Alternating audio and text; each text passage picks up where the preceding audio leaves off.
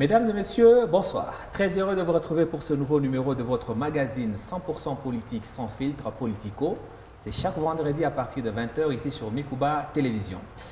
La Constitution de la République démocratique du Congo ne serait plus en mesure de d'aider la RDC à se développer.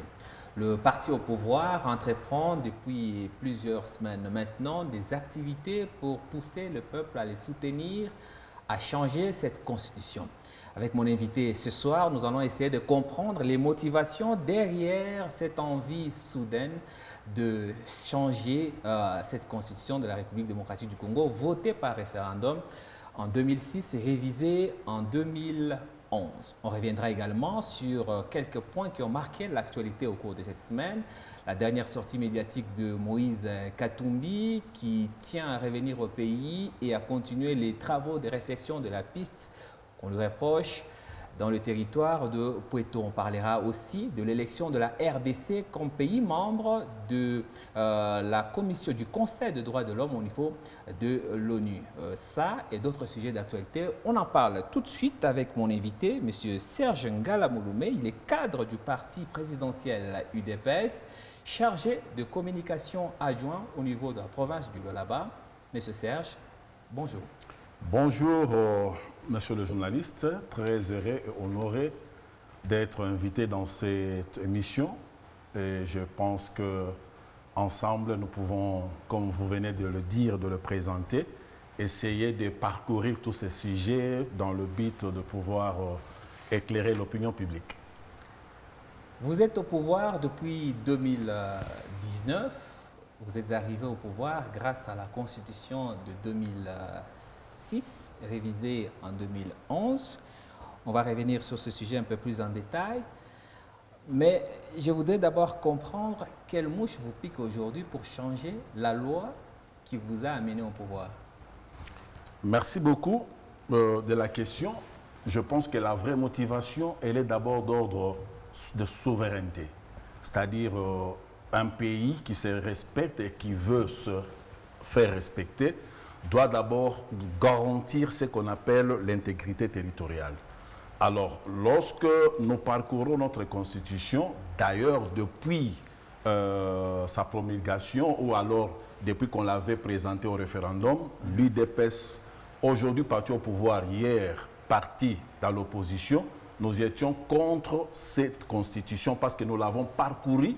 Moi-même qui vous parle, j'étais étudiant à cette époque, j'avais fait des conférences, j'avais fait la sensibilisation afin de pousser le peuple à ne pas dire oui. Pourquoi? Parce que nous l'avons parcouru, nous avons compris qu'il y avait des dispositions légales qui dérangeraient l'intégrité territoriale de notre pays. Donc la vraie motivation d'abord, elle est d'ordre sécuritaire pour garantir, assurer l'intégrité territoriale. Il y aurait donc dans cette loi suprême des articles qui mettraient en danger l'intégrité territoriale de notre pays. Oui, oui, il y en a. Au vu de réalités que nous vivons, on va y revenir. Merci. On va y revenir. Décryptons d'abord l'actualité de la semaine.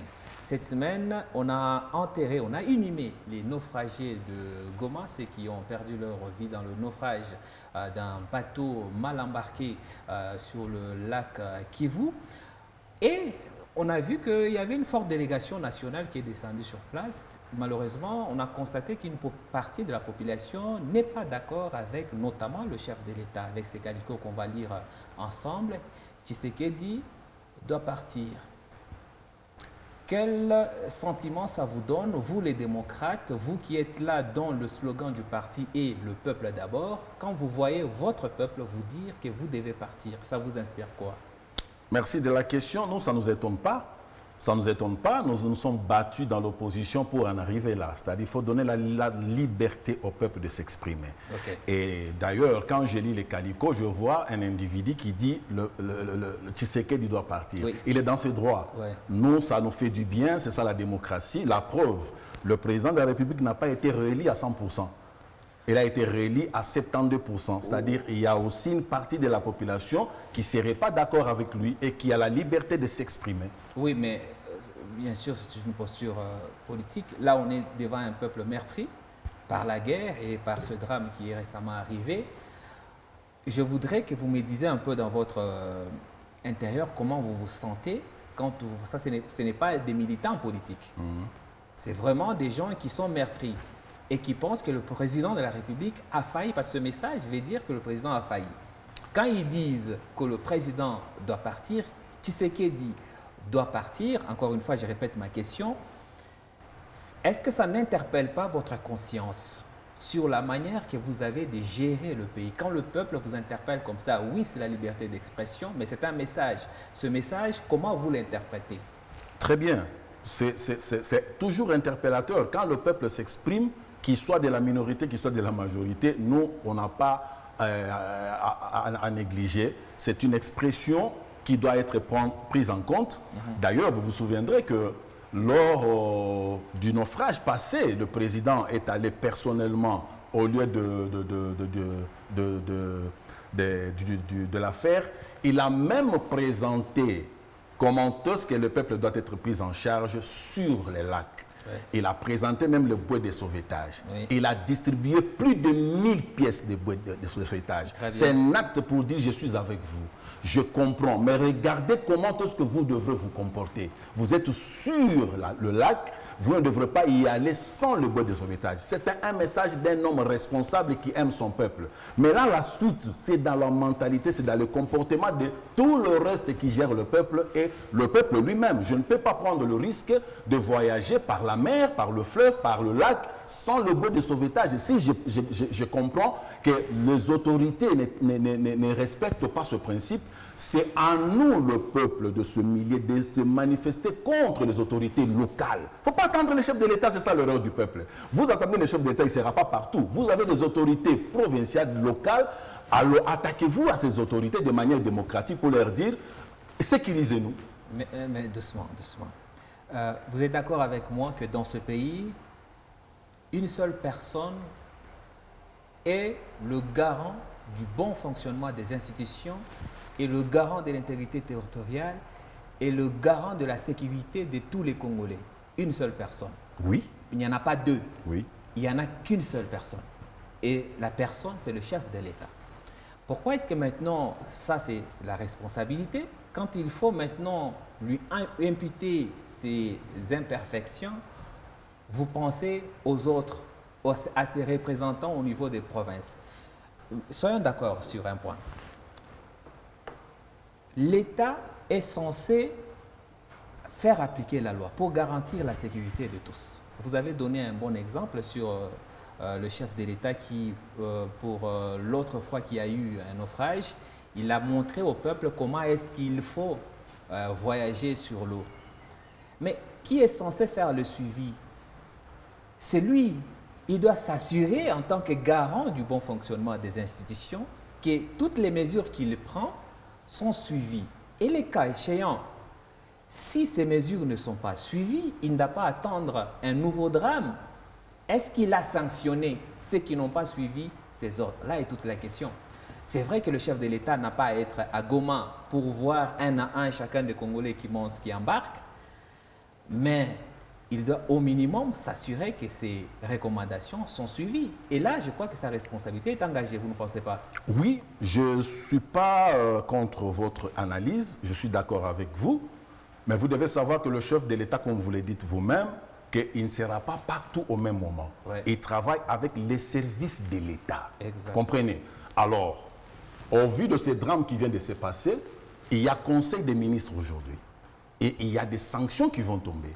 C'est là où nous attendons maintenant l'État. L'État doit sanctionner lorsque les choses ne sont pas respectées. Lorsque les responsabilités n'ont pas été respectées, l'État, dans ses droits et dans ses devoirs, doit sanctionner. Nous, on s'attend maintenant à cela parce qu'il y a Conseil des ministres aujourd'hui et nous sommes sûrs qu'à la sortie de ce Conseil des ministres, il y aura des sanctions qui vont tomber sur tous ceux qui se retrouveraient responsables de ces drames. Et s'il n'y a pas de sanctions, vous, en tant que parti au pouvoir, je rappelle que vous êtes porte-parole, communicateur de ce parti, vous en tant qu'IDPS, qu'est-ce que vous allez faire? Nous devons toujours faire pression parce que nous nous rappelons pression sur qui? sur nos responsables. Le Parce président que de la là, République. oui, même, Ok. même sur lui, nous le faisons toujours. Ok. Nous le faisons toujours, nous ramenons des rapports jusqu'à ce niveau pour dire ici ça ne va pas, parce qu'il s'agit de notre régime. Ok. Il s'agit de l'image de notre parti. Nous faisons cela, parfois vous ne comprenez pas, vous dites, mais à l'IDPS on s'attaque à tout le monde, mais c'est quoi? Non, nous c'est comme ça, c'est-à-dire que vous êtes responsable au nom de l'IDPS, mais quand vous avez une responsabilité, ce n'est plus l'IDPS, c'est l'État. Okay. C'est pour l'État. Alors quand ça ne marche pas, la base que nous sommes, nous pouvons toujours vous rappeler que ça ne marche pas là-bas et demander même votre départ. Alors nous pensons qu'il y aura sanction. Vous pourrez aller jusqu'à demander le départ du président de la République? Non, on ne peut pas demander le départ du président de la République dans la mesure où nous connaissons chaque niveau de responsabilité. Oui, mais si lui, responsabilité. Si lui ne sanctionne pas et que toute la chaîne de commandement au niveau de Kivu, personne n'est sanctionné, vous allez aller jusqu'où pour que votre voix se fasse entendre? Et je vous rassure qu'il va sanctionner. Qu'il va sanctionner. Ok. Ben, on ne va pas rester dans le si, on va voir ce qu'il va faire. Merci. Après les conseils de ministres de ce vendredi.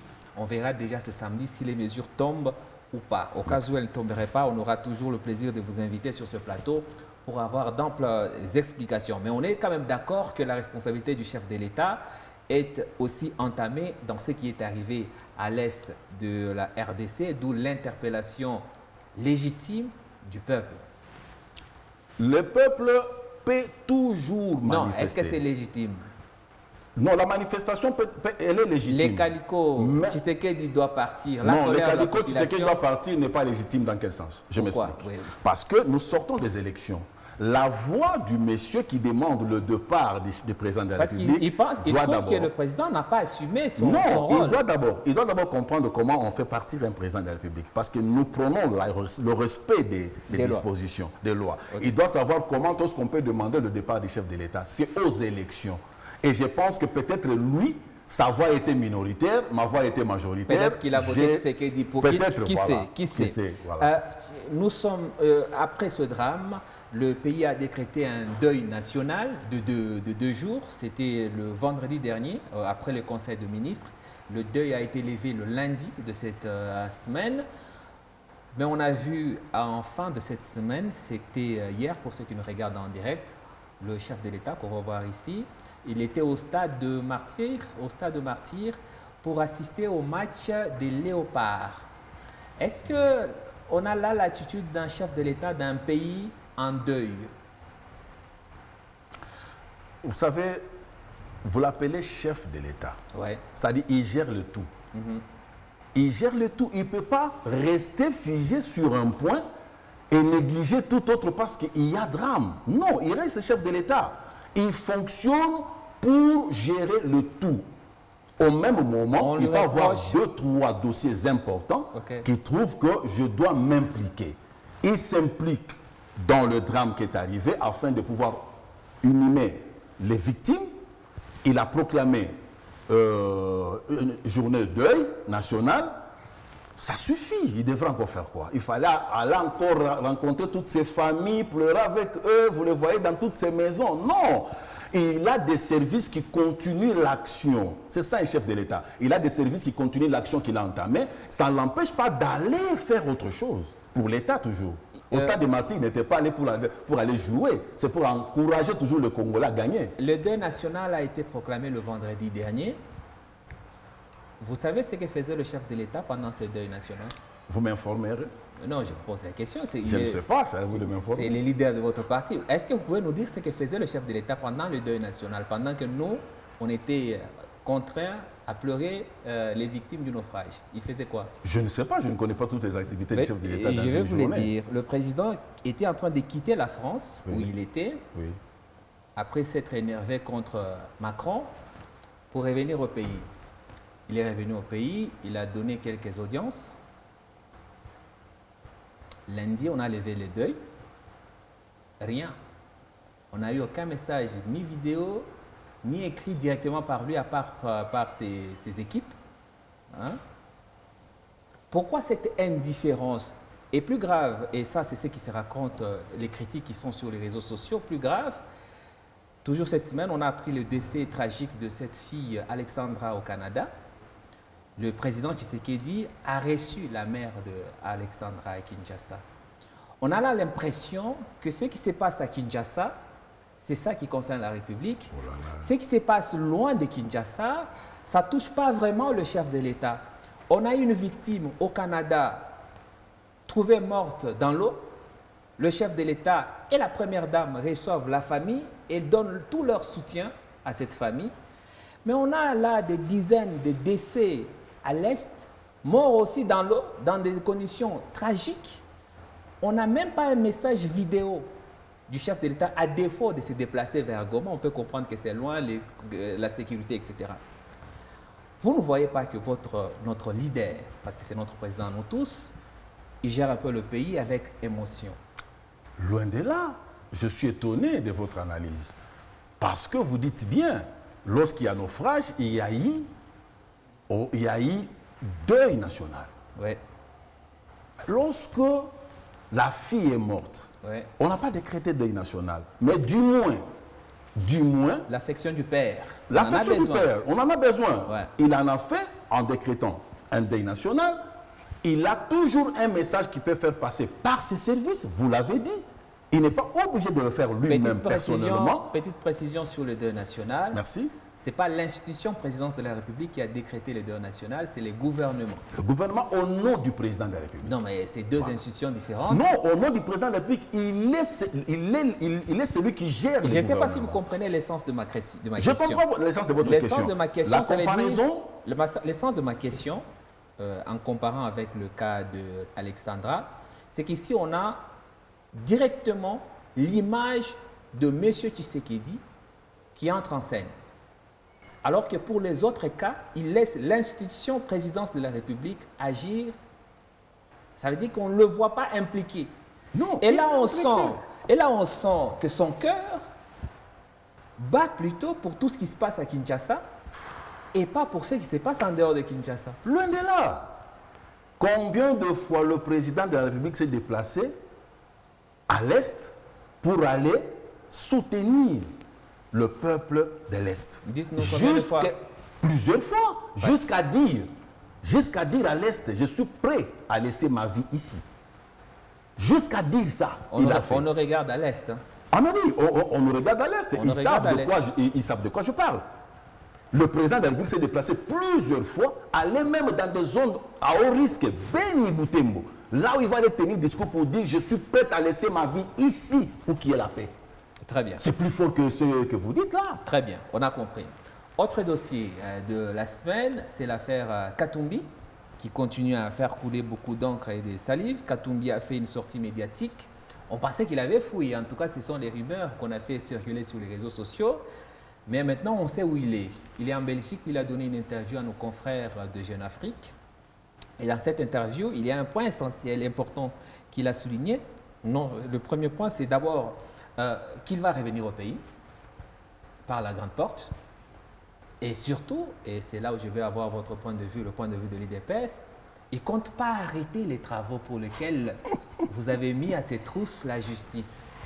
Il compte continuer parce qu'il dit, je cite, « Personne ne va m'empêcher d'aider la population ». Discours politicien, des paroles juste pour la consommation de l'opinion. Katumbi, c'est un provocateur. Vous devez le savoir. Ah bon? Ouais, c'est juste un provocateur, un borderline. Je le confirme. Parce que, vous savez, tenir de tels propos vous rabaisse. Vous rabaisse parce que nous ne sommes pas dans une jungle. Nous sommes dans un État. Nous tous, moi et vous, nous prenons pour le respect de l'État. Et le respect de l'État passe par le respect des principes établis par l'État. Vous comprenez? Mais comment vous pouvez vous... Imaginez-vous, mon ami, même votre parcelle, dans votre parcelle, pour bâtir, vous avez le devoir de demander à l'État l'autorisation de bâtir. Mais il ne bâtit pas énormément. Non, je suis en train de réfléchir, de faire réfléchir. Ouais. C'est-à-dire, même pour bâtir chez vous, votre parcelle que vous avez achetée, vous avez le devoir de demander à l'État l'autorisation de bâtir. Et quand il faut détruire, vous avez encore le devoir de demander à l'État l'autorisation de démolir. Cela veut dire que l'État existe et l'État nous gère au quotidien. pour éviter qu'on vive dans une jungle. Voici les gens qui nous ont fait vivre dans la jungle durant 18 ans. Ils ne veulent pas respecter les lois parce qu'ils se prennent pour des princes, des rois, des intouchables. Quand il dit « je veux revenir par la grande porte », mais nous sommes d'accord. Nous sommes ceux qui l'ont fait rentrer dans ce pays par la grande porte quand il était chassé par Joseph Kabila. On n'a pas de problème qu'il rentre. Mais seulement il doit comprendre. Quoi? Il doit comprendre une chose, que l'État se fait respecter. Et quand l'État veut se faire respecter, les individus que nous sommes, nous devons nous conformer. Pourquoi est-ce que le cas Katumbi doit faire exemple alors qu'on voit d'autres personnes qui font pire? Ici, c'est vrai, on peut analyser en détail pour voir s'il a violé la loi ou pas, mais l'intention, est-ce qu'il y a l'intention de nuire? Pourquoi ce cas ici doit être pris avec autant de rigueur alors qu'on a des gens qui font du mal à la population, qui détournent? Le cas Nicolas Kazadi, je ne vais pas y revenir ici. On ne vous voit pas aussi motivé pour montrer que la loi, la force reste à la loi. Merci beaucoup de la question. Je prends seulement le petit exemple que vous donnez de Nicolas Kazadi. Respectueux de son État. Nicolas Kazadi s'est présenté lui-même à la justice. Ouais. Voilà. Voilà un homme d'État. Et comme la justice était téléguidée, nous sommes pas on l'a laissé partir. Non. La justice reste indépendante. Ah bon? C'est la justice qui analyse le fait. Elle n'est plus malade, la justice.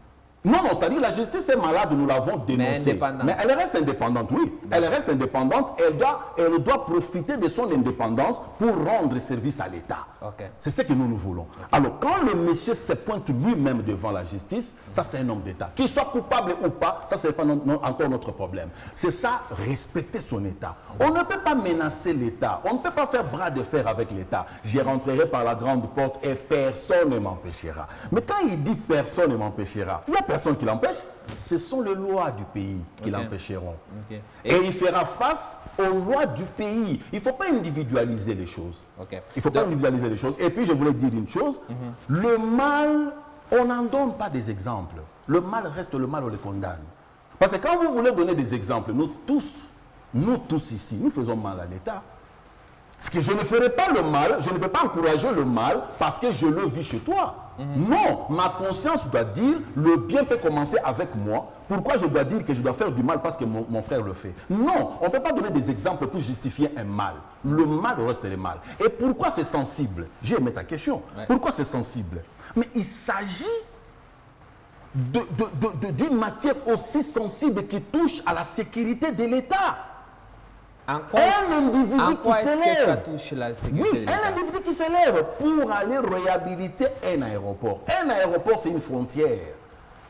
Un aéroport, c'est une frontière. Et quand vous voulez réhabiliter un aéroport, parce que vous avez la bonne foi, comme il le dit, mais M. Katumbi doit être entouré des hommes intelligents, au lieu de se laisser entourer de vautours qui ne cherchent que de l'argent. Parce qu'avant de faire un tel acte, de poser un tel acte, il aurait quand même consulté son conseil. On lui aurait dit, ce n'est pas possible. Pourquoi? Parce qu'il y a des principes et des lois établis. Tu dois contacter tel service, demander l'autorisation et être accompagné de tel service. Par exemple, la RVA, c'est elle qui a la technicité en matière de création ou en matière de réhabilitation des aéroports. Il le faisait maintenant avec toi. Précisons quand même, merci. Parce qu'il faut contextualiser la chose.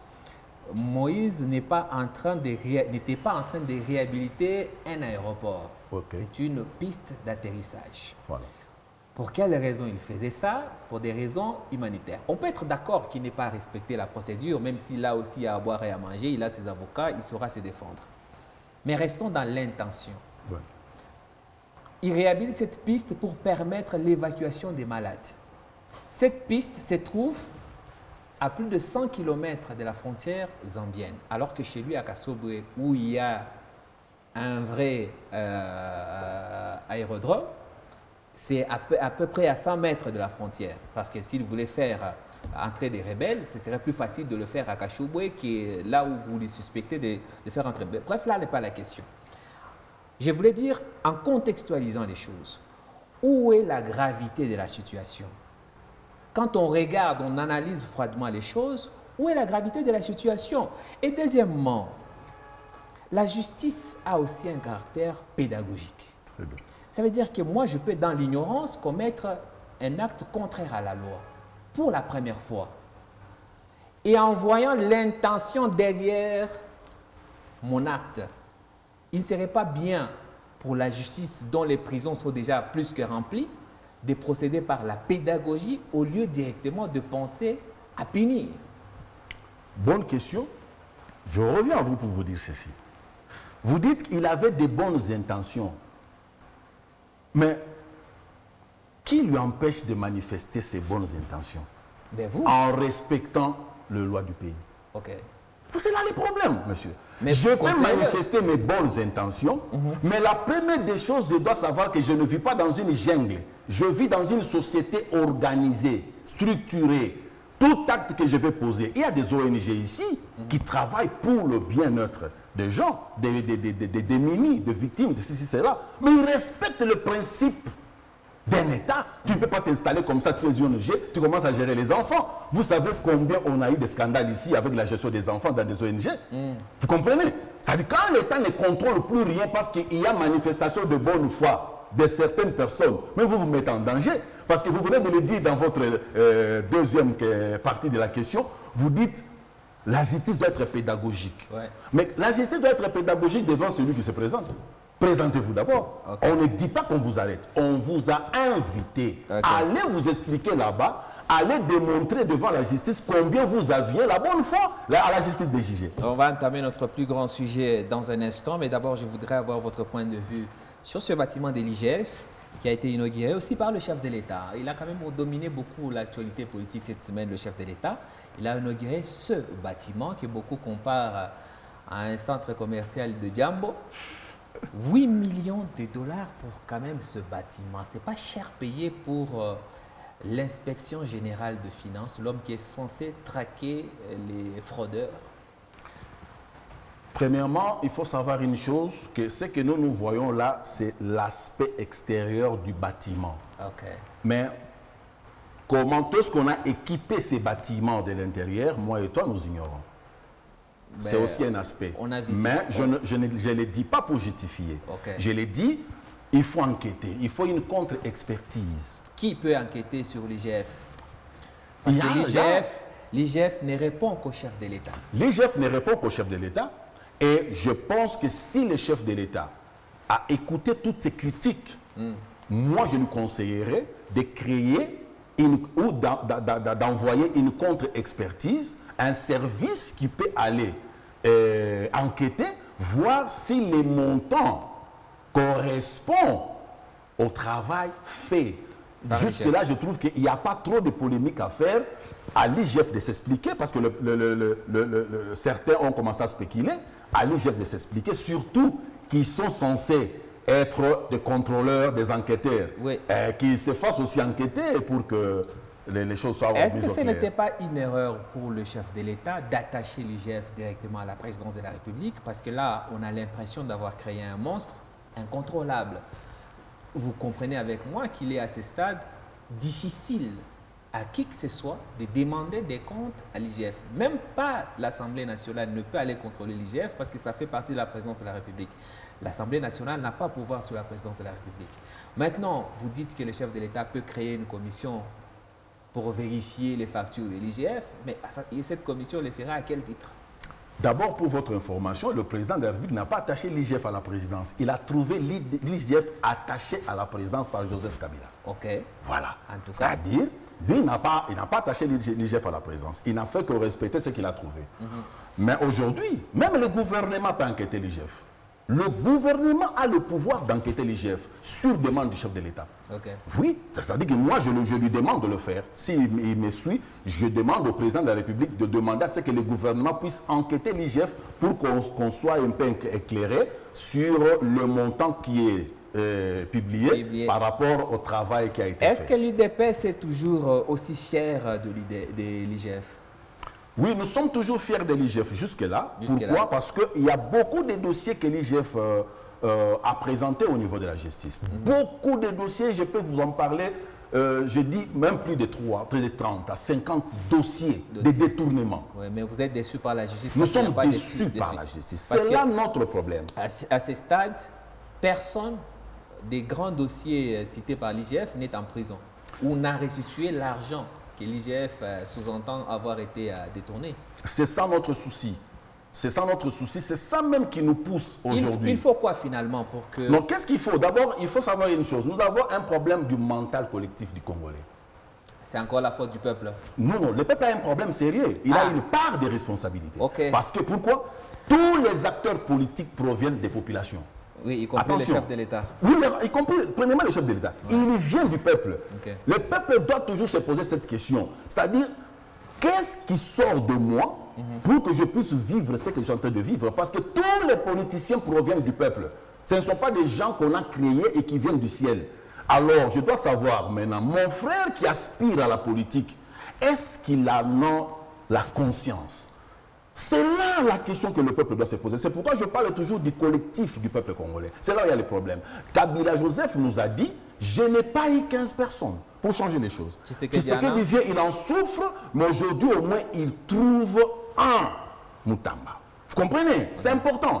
Ouais. C'est important. Ouais. Parce que le meilleur ne sont pas Kali Depes. Le meilleur sont dans le peuple congolais. C'est pourquoi nous disons le peuple d'abord. Okay. Vous comprenez? Alors lorsque nous trouvons Moutamba, nous ne pouvons que l'encourager maintenant, nous dire, parce que sans la justice, on ne peut pas démarrer. Okay. Voilà pourquoi il a l'appui de l'IDPS, il a l'appui du peuple congolais. Du peuple congolais. Donc, voilà. Si je comprends bien, la grosse trouvaille du président de la République, c'est Constant Moutamba. Mais Constant Moutamba n'est arrivé que dans le deuxième mandat. Est-ce que ça sous-entend que vous, l'UDPS, vous pensez que le premier mandat du chef de l'État a été un échec? Loin de là. Oui, mais parce que vous dites que vous avez au moins, il n'a pas 15 personnes, mais il a une personne qui est Constant Moutamba. Or, cette personne, il vient de la trouver. Donc, le premier mandat était un échec. Non, non, le premier mandat n'a pas été un échec. Je peux même le démontrer ici. Rapidement. Je peux le démontrer. C'est dans 5 ans que nous avons construit 430 écoles dans cette République. Il n'y en avait pas. Si on vous demande les adresses, vous nous les donnerez. Non, ce n'est pas à moi qu'il faut demander les adresses. Je suis devant un journaliste professionnel et qui sait où tirer les données. Okay. Voilà. Ce sont les données d'État. Okay. Allez au ministère national d'infrastructure, on vous dira tout ce qui a été construit. Nous sommes le parti au pouvoir qui a construit plus de 200 ponts qui ont relié les villages au territoire et certains territoires aux villes. Nous sommes le seul parti politique qui a éclairé certains villages dans le Bandundu, dans le Bas-Congo et à l'Équateur. Jean-Pierre Bemba en est témoin. Okay. Nous sommes le seul qui construisent aujourd'hui. Nous sommes à 5 grandes universités au standard international. 5 Oui, il y a 5 qui sortent déjà de terre. Ah, qui sortent de terre. Ah oui, qui sortent de terre. Qui ne sont pas encore finis. Très bien. Voilà. Donc, nous avons beaucoup fait dans 5 ans qu'aucun autre président au monde ne l'a fait. Donc, on réalise ces choses dans 5 ans. Moutamba n'est pas la seule personne valable que vous avez dans ce pouvoir. Non, elle n'est pas la seule personne. C'est par modestie que je le dis. Ah, parce que je ne veux pas mettre l'IDPS en avant. Super. À l'IDPS, on a eu des valeurs qui ont aujourd'hui maîtrisé. Quel ministre de l'IDPS dont vous êtes fier? Je suis fier du ministre qui a travaillé au niveau de l'EPST. Oui, mais il a été renvoyé. Oui, non, pas renvoyé. Oui, mais oui. Pas renvoyé, c'est autre chose. On l'a pas reconduit, ses amis. Non, le média a été reconduit. Oui, non, ne pas être reconduit dans un gouvernement ne signifie pas que tu as mal travaillé. C'est faux. Le président peut avoir besoin de toi dans un autre angle. Mais il ne l'a pas mis ailleurs. Non, il sait. C'est un président de la République. Les ordonnances sont nombreuses. Ouvrons maintenant le plus gros chapitre de cette édition de Politico. Le changement de la Constitution. Ça a commencé par une petite musique dans une interview. Le chef de l'État a lâché un petit mot. Eh bien, on pensait que c'était juste en passant. Mais ça commence à prendre forme, ça commence à prendre corps parce qu'une campagne est organisée. Votre secrétaire général, président Haï de votre parti, a même initié une campagne dans les médias où il veut sensibiliser le peuple. Il va même faire la ronde, nous dit-on, du pays pour sensibiliser le peuple sur la nécessité de changer des constitutions. Est-ce que vous pouvez nous en dire un peu plus? Qu'est-ce qui ne va pas avec cette constitution de 2006? Comme je l'ai dit dans mon introduction au début, les problèmes de cette constitution, nous ne l'avons pas découvert aujourd'hui. Okay. C'est depuis que cette constitution a été présentée au peuple que nous l'avons parcourue. Je vous ai dit que moi-même, je fais partie de ceux qui l'ont parcouru et qui ont sensibilisé, mobilisé pour dire non à cette constitution. Nous sommes tout oui pour découvrir les articles qui fâchent. Les articles qui fâchent, par exemple, je m'en vais vous les démontrer. Je commence ici avec l'article 51 de la Constitution. L'article 51 de la Constitution dit « L'État a le devoir d'assurer et de promouvoir la coexistence pacifique et harmonieuse de tous les groupes ethniques du pays. Il assure également la protection des handicapés et des minorités. » Vous comprenez? Ok. La pensée n'est pas mauvaise. Ok. La pensée n'est pas mauvaise. Ouais. La Constitution, c'est comme le véhicule que vous achetez.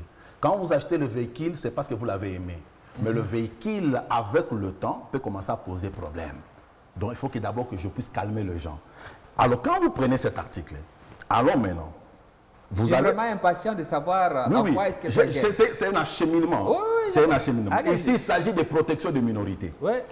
Qui est minorité en RDC et qui est majorité? Personne. Tous nous sommes des minorités qui forment des populations et des populations qui forment un peuple. Tous nous sommes des minorités. Il n'y a pas une ethnie majoritaire plus que l'autre. Nous sommes tous des minorités. Mais vous allez comprendre là où il y a les problèmes. À l'article 4, on vous dit ceci. Des nouvelles provinces et entités territoriales peuvent être créées par démembrement ou par regroupement dans les conditions fixées par la loi. Maintenant, le problème, c'est quoi? Allez-y. La Constitution posera le problème au fur et à mesure par rapport aux réalités que vous vivez.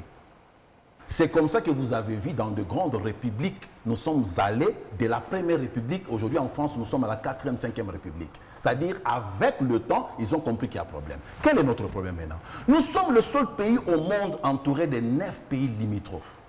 La RDC. Le seul pays au monde entouré de 9 voisins. Et nous connaissons la situation de nos voisins de l'Est qui nous infiltrent à chaque fois pour essayer de prendre nos terres. Or, non, on vous dit ceci. Non, monsieur Serge, doucement, doucement. Vous nous perdez un peu. Merci. Vous avez cité 2 articles de la Constitution. Voilà. Et là, vous nous amenez à l'Est de la RDC. En quoi ces 2 articles que vous citez favorisent l'éclosion du pays? C'est ce que je voulais d'ailleurs vous dire. Vous m'avez coupé la parole. Oui, mais la réalité de l'Est, même pas de l'Est, c'est-à-dire il faut être vigilant. Même de l'Ouest, on a parlé de Mobondo, tout ça. Oui. Le problème, c'est quoi avec la RDC? Entouré de 9 pays limitrophes, vous êtes en danger. Pourquoi? Parce qu'à chaque fois, et possédant de minerais stratégiques chez vous, l'international vise toujours vous déstabiliser. Mais là, qu'est-ce qui se passe? Je m'en vais me expliquer par rapport aux réalités. Oui. Vous avez une minorité qui vous dit, attention, allons, vous avez maintenant une minorité qui vous dit, nous sommes marginalisés. Ouais. Et cette minorité, les Banyamulenge. Les Banyamulenge. Okay. Il vous dit, nous sommes marginalisés. Ouais. Maintenant, il s'appuie à l'article qui dit, il faut protéger la minorité. Oui. Vous comprenez? Il faut la protéger. Oui, oui. Ouais. Mais la réalité ou la réalité nous font voir qu'il y a infiltration à partir de cette histoire là-bas. Il y a des communautés qui entrent là-bas qui ne sont pas des Congolais, qui se font Congolais. Maintenant, on vous dit, vous pouvez créer de nouveaux territoires, de nouvelles provinces. Or, quand vous prenez Minembwe, Minembwe est habité à 95% des rwandophones qui réclament la protection, leur protection, et qui finiront par déclarer que ces territoires leur appartiendraient. Pourquoi? Parce que Kagame le dit dans son langage. Kagame dit quoi? Non, attendez. Avant d'aller chez Kagame, restons sur les Banyamulenge. Très bien. Et sur les 2 articles que vous avez cités, la protection des minorités et la possibilité pour 2 provinces de s'unir et en faire une nouvelle province ou de créer des provinces en découpant les provinces existantes. Félix Tshisekedi, notre président, au cours de son premier mandat, si je ne me trompe pas, c'était en 2020 ou fin 2019, il déclare en Europe, où il était en tournée, devant les Congolais de la diaspora, que les Banyamulenge sont des Congolais. Très bien. Très bien. On peut être rwandophone, ça ne veut pas dire qu'on est rwandais. Non, attention avec la nuance. Non. La nuance, elle est très claire. On peut être rwandophone, mais ça ne veut pas dire qu'on est rwandais. Les Banyamulenge sont rwandophones, mais ils ne sont pas rwandais. En tout cas, si on se base sur le propos du chef de l'État, mais aussi sur la loi. Très bien. Le chef de l'État a clairement établi que les Banyamulenge sont des Congolais. Et à part ça, les Banyamulenge sont dans l'armée, ils sont même dans les institutions de la République. Très bien. Si vous vous basez sur ces faits pour changer la Constitution, et comprenez que le peuple a du mal à comprendre et à vous suivre. Et qu'est-ce que vous allez... Et c'est ça la question. qu'est-ce que vous allez changer dans la Constitution pour faire en sorte, vous allez dire quoi dans la Constitution? Vous chassez les Banyamulenge ou les rondophones? Non. Vous allez faire quoi? Cet article va devenir quoi? Ces deux articles vont devenir quoi? C'est pourquoi il fallait me laisser continuer. La question, elle est bien posée. Il y a aussi le temps. Oui, oui, la question est très bien posée. Les problèmes, je viens de les dire ici, j'ai dit ceci. Toutes les dispositions légales de la Constitution, partout au monde, sont bonnes au départ. Ok. Le problème, c'est que pourquoi, il faut se poser la question, pourquoi il y a eu changement de constitution? C'est parce que les gens ont constaté qu'il y a problème. Vis-à-vis de telles dispositions, ça peut risquer de nous faire tomber dans les problèmes. Ils ont analysé. Le problème, c'est quoi? Nous analysons aussi. Parce que cette situation de l'Est doit nous pousser à analyser. Okay. Ça ne doit pas nous pousser seulement à subir. Il faut analyser. Nous analysons, maintenant, nous sommes allés à comprendre quelque chose.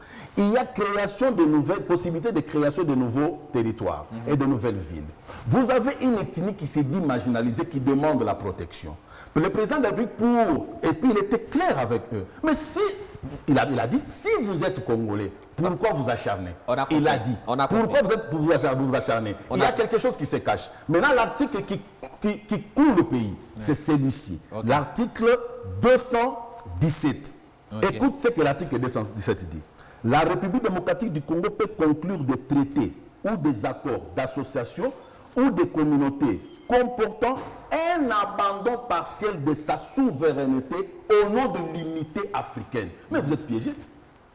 Vous êtes piégés. Partant de l'évolution de l'analyse que j'ai faite, vous avez des minorités à protéger. Or que tout le monde est minoritaire au Congo. Il n'y a pas une minorité à protéger. On protège tout le monde. Il n'y a pas une minorité qui doit se dire que nous sommes marginalisés. C'est faux. C'est pourquoi le président leur a dit, si vous êtes Congolais, pourquoi vous êtes agités?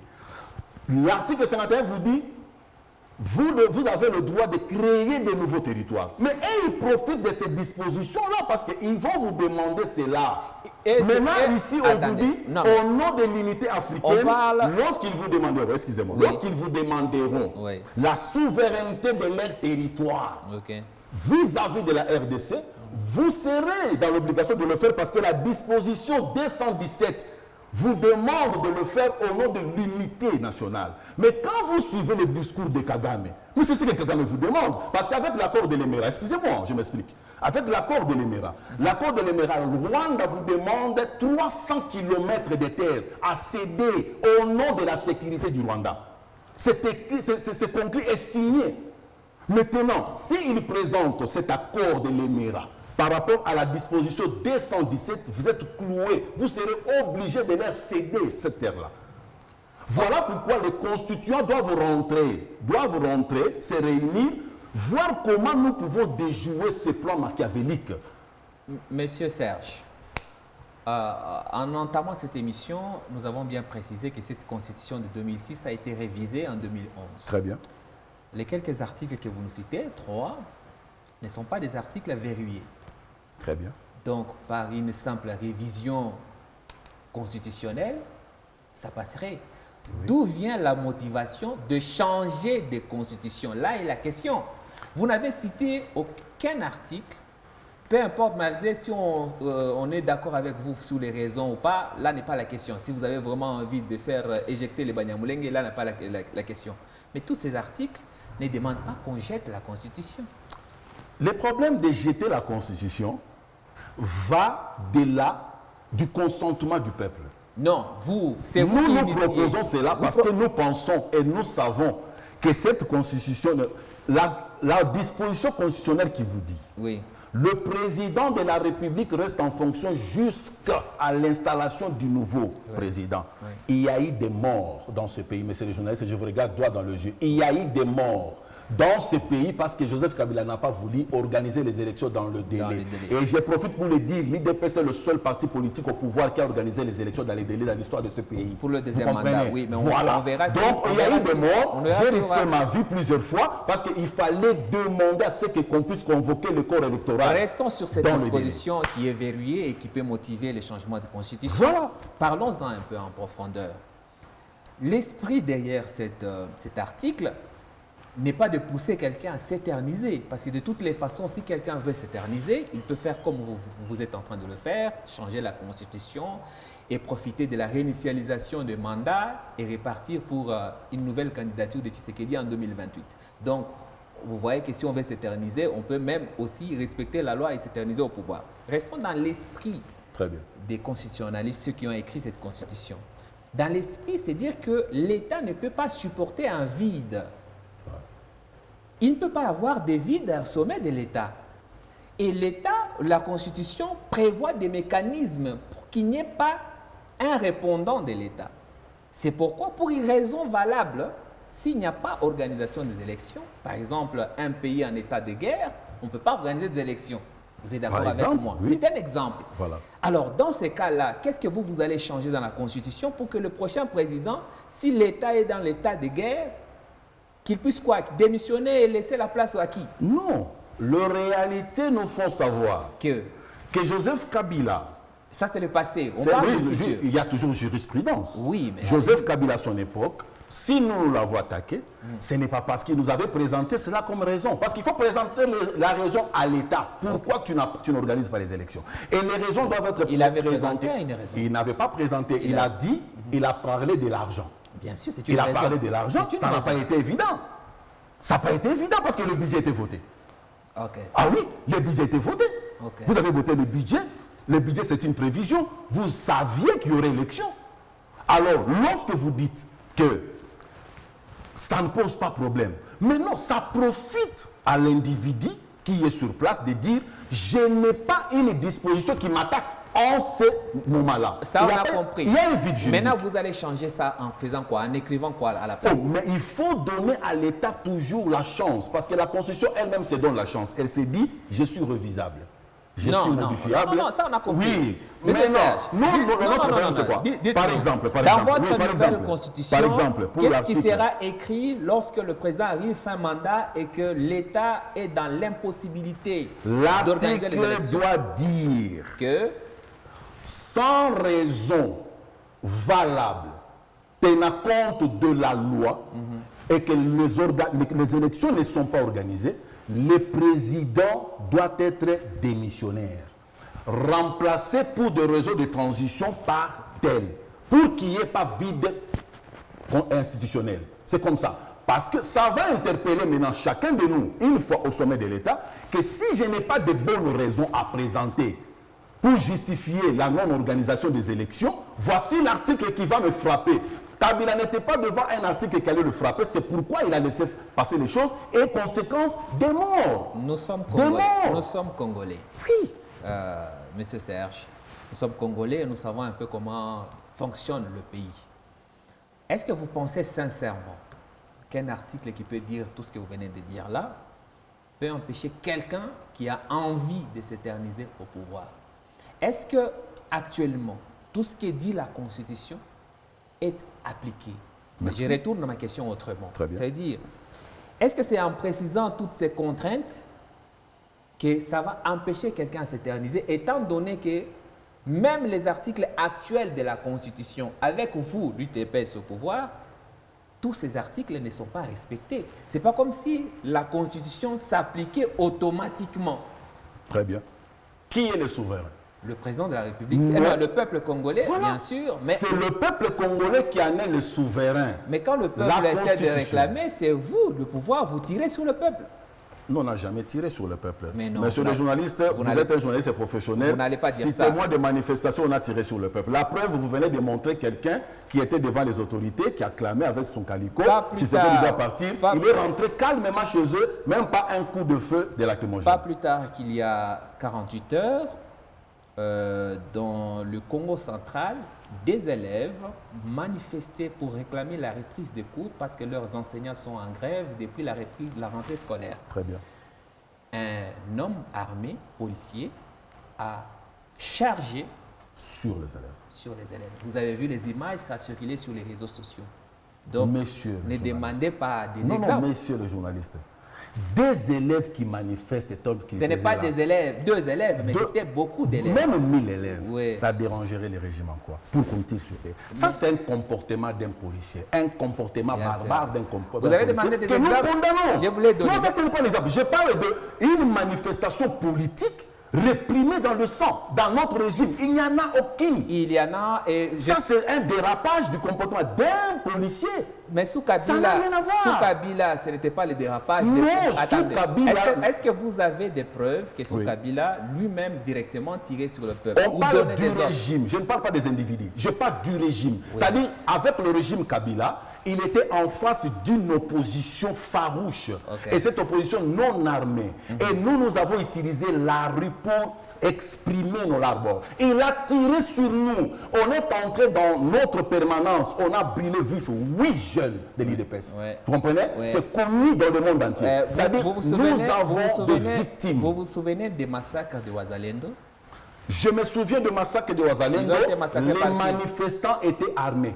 Non, les Ouazalendo... Monsieur journaliste, attendez, vous avez des données. Oui, mais je vous dis. Vous avez des données. Vous m'appelez bien les manifestants ont été armés. Non. Ce qui a poussé la force de l'État à agir devant des manifestants armés. Ça s'est fait partout dans le monde. Les Ouazalendo ont été tués nuitamment dans leur église. Ils n'ont pas été tués en train de manifester. Ils avaient prévu une manifestation, mais ils ne sont jamais descendus dans la rue. Oh là là, de quoi vous parlez, monsieur? Mais c'est la réalité. Monsieur le journaliste, c'est arrivé. Les services de renseignement ont trouvé des armes entre les mains des manifestants. Ok. Et l'État, devant une telle circonstance, partout au monde, l'État impose sa force. Je vous le concède. Voilà. Revenons à la Constitution.